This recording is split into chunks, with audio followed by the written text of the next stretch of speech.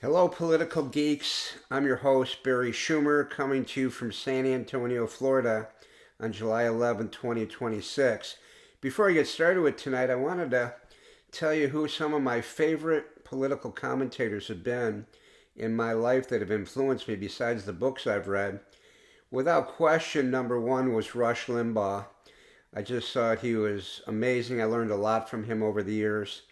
I can't believe it's been like 7 years since he had died from lung cancer. He's been gone that long, but nobody came close to Rush. He was the best of all time, in my opinion.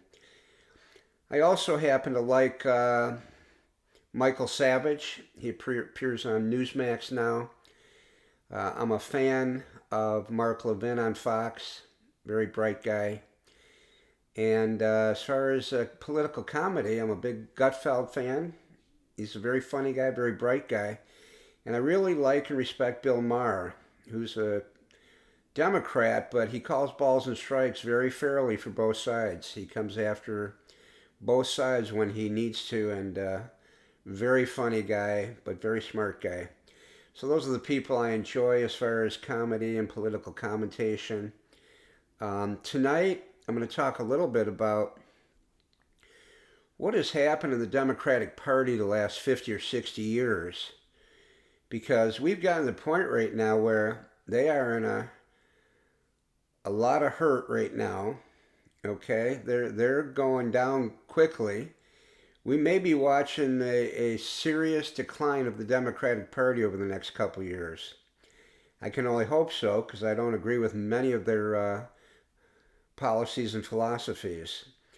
The Democratic playbook began back in the 60s with the famous Saul Alinsky writing the book Rules for Radicals. That book was sort of a guideline for both Hillary Clinton and Barack Obama. And if you've read the book, you see what he talks about. He talks very specifically in politics how you attack your opponent, you attack them personally. And we've seen a lot of that the last 50 years, that's for sure.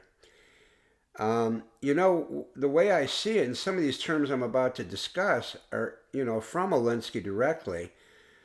But I feel that part of what's happening in the failure of the Democratic Party is the following: that using race to challenge everything is failing.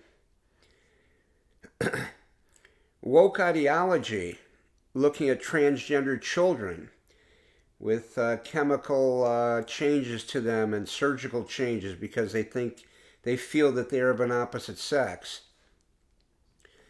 How about McDonald's, working at McDonald's and changing the minimum wage to $15, and some states want it to be $25 an hour.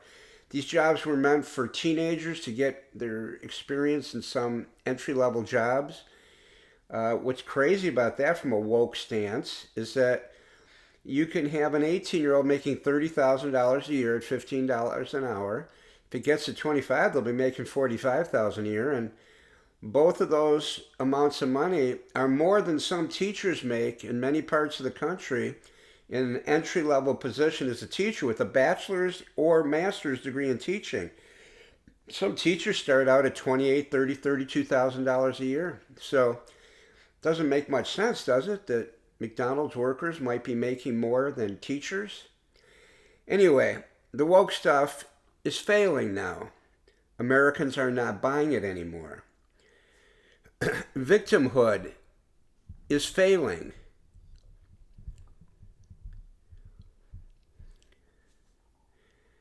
Equal outcomes is failing. White oppression is failing. Okay? Americans have been watching this for 20 and 30 years now, and we're starting to not buy it anymore. And this is part of the decline of the Democratic Party, which is a good thing in my mind. Now, what they've been very successful with, the Democratic Party, is taking over public schools, taking over universities, and taking over school boards. Hopefully that might change in the next 10 years. I actually ran for the school board in Ann Arbor, Michigan, got almost 7,000 votes, needed 21,000 to win a seat. But again, that was running in one of the heaviest Democratic cities in the United States, so I had very little chance from the beginning. I shocked a lot of people in some of the political debates with my conservative views. We are in a war today between successful people and unsuccessful people. I really see it that way, that when people are struggling in life, some may be working very hard, and there is legitimate issues with affordability in the United States. Things are out of control the last 5 or 10 years. But it seems to me that the people that are in poverty or in the lower middle class, and these are not bad people by any means, and a lot of them work very hard, but there's a sense of jealousy and envy that they have for people that are more successful in the middle class, upper middle class, or upper class. And this has been drummed into our political discussions for many years now, almost working people up, American against American, poor against rich. Okay? So I don't quite get it, why there has to be so much jealousy and envy. I am not jealous or envious of Elon Musk that he's now the first trillionaire in the history of the United States.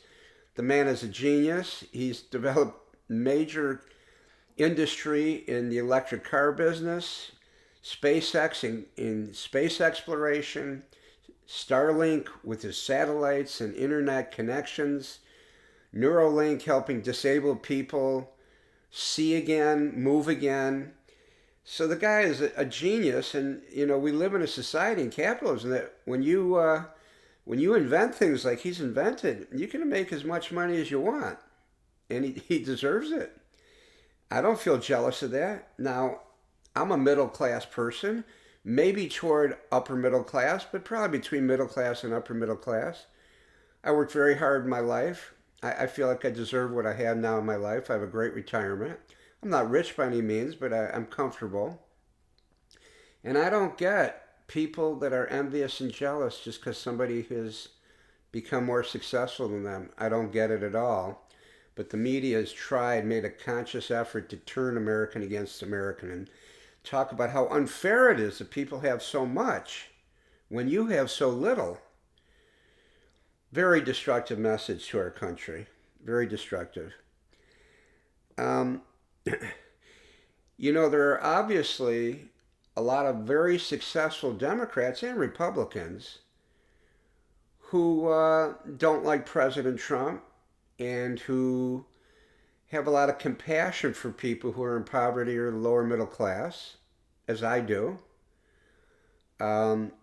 And a lot of these people suffer from something we call white guilt, okay?